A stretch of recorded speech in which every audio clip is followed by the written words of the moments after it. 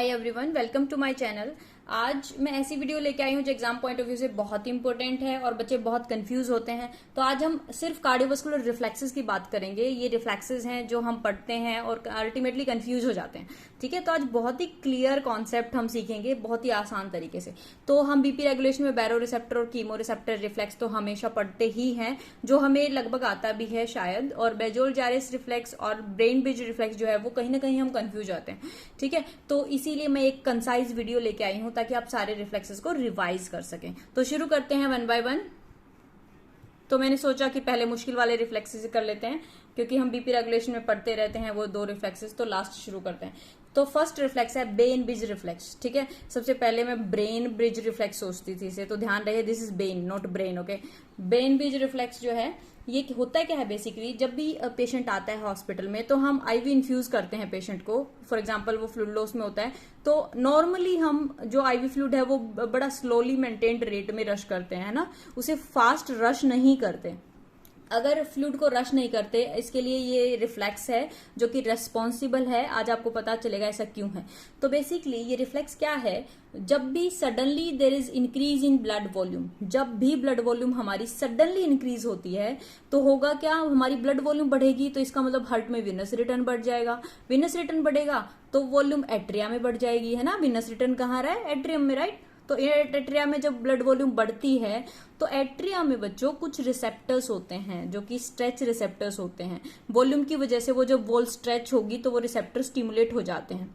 ठीक है, there are stretch receptors in atria. अब उसको होगा क्या, जब वो स्ट्रेच रिसेप्टर स्टिमुलेट होते हैं तो वो सिग्नल वेगस नर्व लेके जाएगी एनटीएस में, है ना। कार्डियोवास्कुलर रिले सेंटर है एनटीएस, हमेशा यहीं जाता है सिग्नल सबसे पहले, है ना, तो मेडुला में। ओके, तो जब ये सिग्नल यहां लेके जाएगी, जब भी स्ट्रेच रिसेप्टर स्टिमुलेट होंगे तो there is increase in sympathetic nervous system. ठीक है, उससे हार्ट रेट इंक्रीज हो जाएगा। हमें पता है सिंपैथेटिक नर्वस सिस्टम इंक्रीज अगर होगा तो वो हार्ट रेट को इंक्रीज करेगा, है ना बच्चों।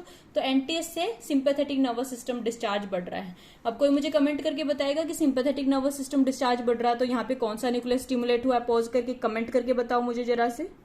ओके, तो सिंपैथेटिक, अगर यहाँ पे जो न्यूक्लियस है सिंपैथेटिक के लिए जो रिस्पॉन्सिबल होता है वो होता है आरवीएलएम, या फिर इसे वेजोमोटर सेंटर भी बोलते हैं। ओके, ठीक है, तो हमें अब देखो चीजें रटेंगे तो अल्टीमेटली कंफ्यूज हो जाओगे। तो एक बात ध्यान रखो, जब भी बहुत ज्यादा ब्लड वॉल्यूम आएगा, अगर एट्रिया उसको पंप करने की कोशिश करता है तो आप खुद सोचो उस पे जो है ओवरलोड हो जाएगा, है ना। अगर बहुत ज्यादा ब्लड वॉल्यूम आएगा तो हार्ट पे भी ओवरलोड हो जाएगा। अगर हार्ट पंप करेगा तो वेसल्स पे ओवरलोड होगा और प्रेशर बढ़ जाएगा, और हाई बीपी के कॉन्सिक्वेंसेस तो आप सबको पता ही हैं। तो इसीलिए हमारी बॉडी पे सडनली हाई बीपी नहीं होना चाहिए, है ना। तो इसीलिए उस ब्लड वॉल्यूम को जो है सर्कुलेट करने के लिए हार्ट रेट बढ़ जाता है। हार्ट रेट बढ़ेगा तो उसे रिलैक्स होने का टाइम कम मिलेगा, मतलब विनस रिटर्न कम होगा। समझ में आया। तो इसीलिए ये हमारी बॉडी का ही मैकेनिज्म है ताकि ओवरलोड कहीं भी ना हो सिस्टम में। ठीक है, तो इसीलिए कंफ्यूज मत होना कि यहाँ कौन सा सिस्टम एक्टिवेट होगा। फाइन, उसके अलावा क्या करता है, ब्लड वॉल्यूम बढ़ गया है तो बॉडी को एक तो मेंटेन करना है हार्ट रेट को बढ़ा के। अब सिर्फ ये अकेला तरीका तो है नहीं जिससे मेंटेन हो जाएगा, तो कहीं ना कहीं इस वॉल्यूम का कॉम्प्रोमाइज चाहिए हमें, वॉल्यूम को जो बाहर निकाल सके। तो इसीलिए कौन सा सिस्टम आएगा, renal system. Yes, renal system दो तरीके से प्लेन में आता है। एक तो ये स्ट्रेच रिसेप्टर सिग्नल भेजते हैं via vagus nerve posterior pituitary में, ओके, जो कि एडीएच सिक्रेट करते हैं, राइट। ठीक है, तो एडीएच का सिक्रेशन यहाँ इनहिबिट होता है, एंटी डायूरेसिस, है ना। वो कम हो गया तो क्या होगा बच्चों, डायूरेसिस होगा, यानी इंक्रीज इन यूरिन आउटपुट। तो यूरिन आउटपुट बाहर निकलना शुरू हो जाएगा तो ब्लड वॉल्यूम अपने आप ही कम हो जाएगा। सेम चीज इस तरीके से भी होती है, जब ब्लड वॉल्यूम बढ़ता है तो एट्रिया में natriuretic peptide, atrial natriuretic peptide, वो प्रोटीन जो एट्रिया से सिक्रेट होते हैं और सोडियम को बाहर निकालते हैं, नेट्रीयूरेसिस कराते हैं, उनको बोलते हैं हम एएनपी, जो सिक्रेट होते हैं एट्रिया से जब ब्लड वॉल्यूम ज्यादा होता है, जब भी स्ट्रेच रिसेप्टर्स जो है स्टिमुलेट होते हैं।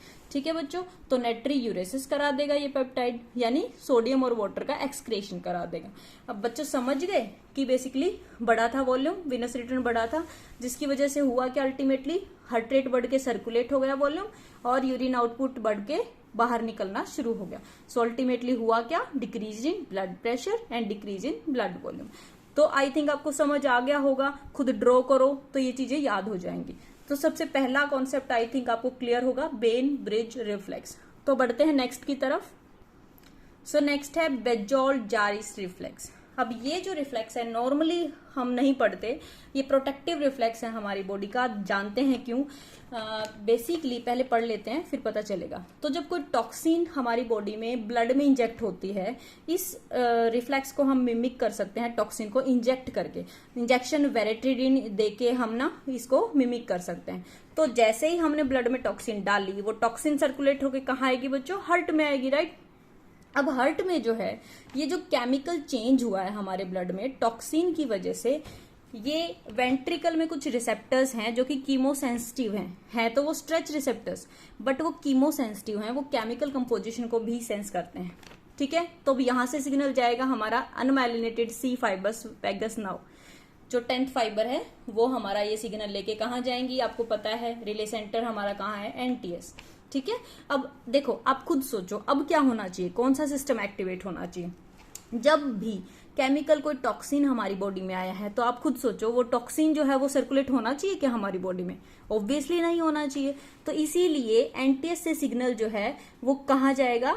वो वैगस नर्व को स्टिमुलेट करेगा, और जो सिंपैथेटिक नर्व है आरवीएलएम, सिंपैथेटिक न्यूक्लियस है आरवीएलएम, उसको इनहिबिट करेगा।